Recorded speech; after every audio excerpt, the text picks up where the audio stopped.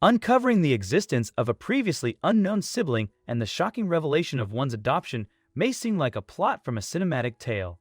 Yet, what if these events unfolded in reality? Genetic testing can uncover some dark family secrets and turn a family upside down, as it did for doting dad Patrick.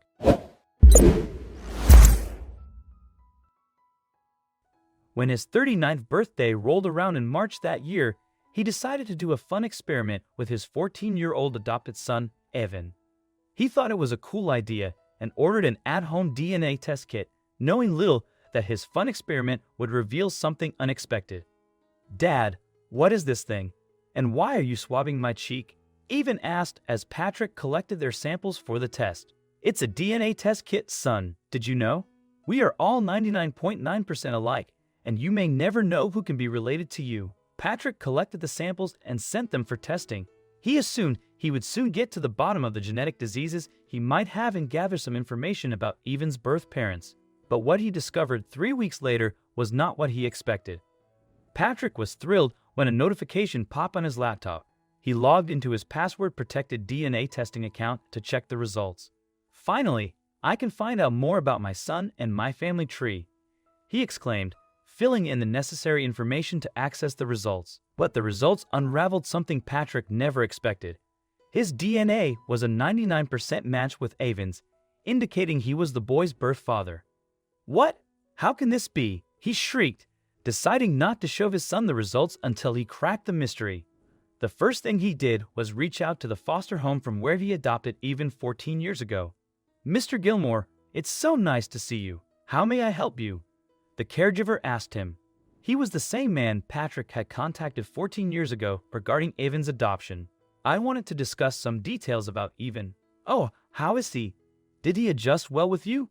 He was always crying here, and nobody adopted him because they thought he was unmanageable. I still cannot forget the tantrums he threw whenever somebody picked him up from the cradle.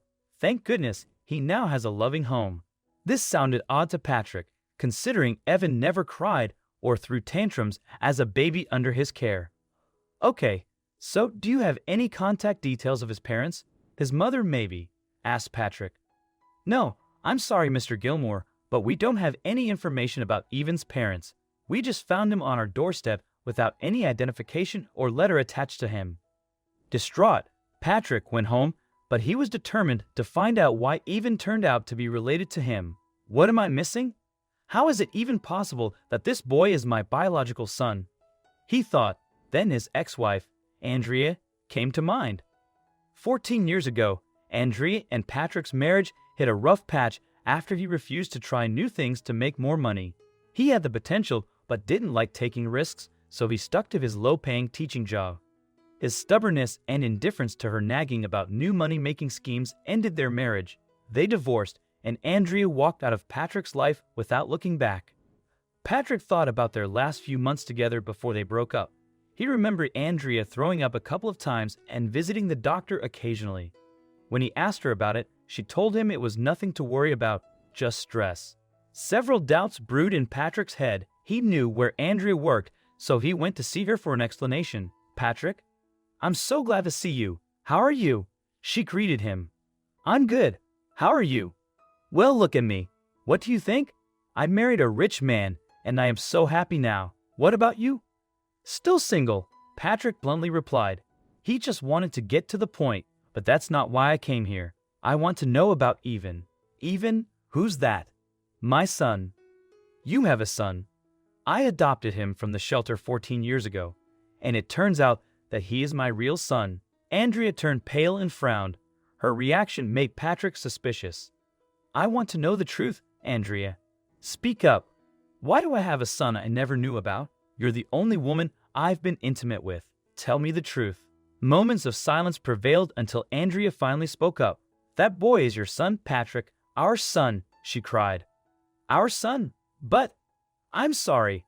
I should have told you, but I was unsure about our child's future with an unsuccessful and poor father like you. I did not want to leave my baby with you and make his life miserable after we divorced." "What did you do, Andrea? Tell me the truth." "I carried our baby to term and gave birth to him. I wanted to move on, but I couldn't look after him. I chose not to reveal him to you because I didn't want him to live a poor life. So I left him at the shelter's doorstep, hoping some rich couple would adopt him." Patrick was startled. "How could you do that to our child? How could you abandon him only because you wanted him to live a rich life? You had no idea that fate would bring us together, did you? The son you never wanted me to see or raise is with me now." Patrick's revelation shook Andrea.